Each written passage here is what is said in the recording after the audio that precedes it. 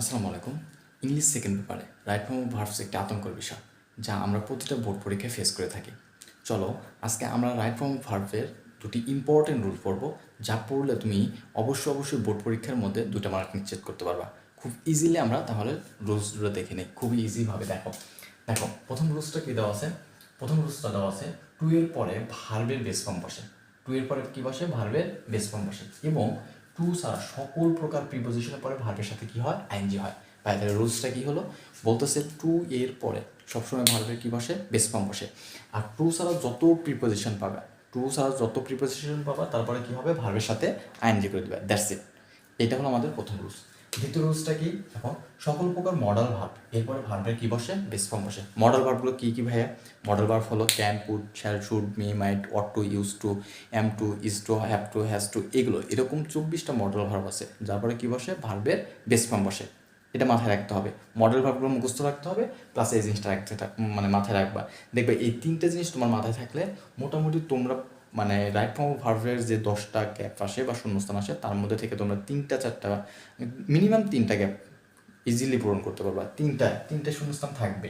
দেখো এর ভিত্তিতে আমরা 3টা উদাহরণ নিচ্ছি, এক্সাম্পলগুলো আমরা করি। দেখো বলতেছে he went to Dhaka to join the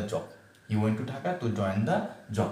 তাহলে দেখো এখানে টু আছে, টুর পরে কি একটা ভার্ব বলছে, এটা আমার কি করতে হবে? কারেকশন করতে হবে। তাহলে আমরা কি পড়লাম? টু এর পরে ভার্বের কি বসে? বেস ফর্ম বসে। তার মানে এখানে জয়েন যেটা আছে এটা বেস ফর্মে আছে, তার মানে জয়েন এখানে জয়েন হবে। তার মানে আমরা এটাকে লিখতে পারি he went to Dhaka to join the job. এটা হলো আমাদের প্রথম রুলস। ঠিক আছে? তাহলে টু এর পরে কি বললাম আমরা? ভার্বের বেস ফর্ম। তাহলে আমরা জয়েন এসেছি। এবার দেখো টু ছাড়া সকল প্রকার প্রিপোজিশনের পরে কি হয়? ভার্বের সাথে আইএনজি হয়।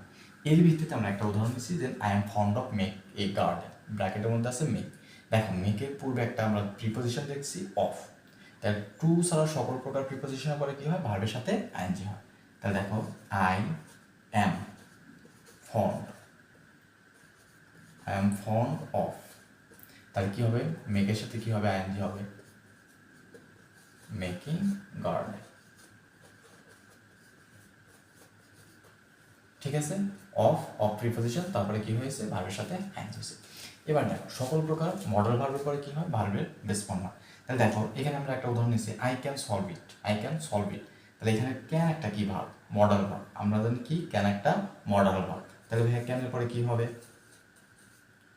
Can solve, solve. এটা হলো ভার্বের বেস ফর্ম। এই সলভ এটা ইটি যুক্ত করা আছে, এটা হলো পাস্ট ফর্মে আছে, এটার প্রেজেন্ট ফর্ম হলো সলভ। Solve it. তার মানে এটা হবে আমাদের রাইট অ্যান্সার। এখানে এটা হবে আমাদের রাইট অ্যান্সার, আর এখানে এটা হবে আমাদের রাইট অ্যান্সার। এই ছিল আজকের 3টা রুলস বা 2টা রুলস, তোমরা যেটাই বলো। আশা করি তোমরা এই 2টা রুলস করে রাইট ফর্ম অফ ভার্ব ইনশাল্লাহ ক্লিয়ার হবে। ঠিক আছে? ভালো থাকো, দেখা হবে অন্য কোনো একটা ভিডিওতে। তোমরা যারা আমার চ্যানেলে নতুন আছো অবশ্যই আমার চ্যানেলটা সাবস্ক্রাইব করে পাশে থাকবা।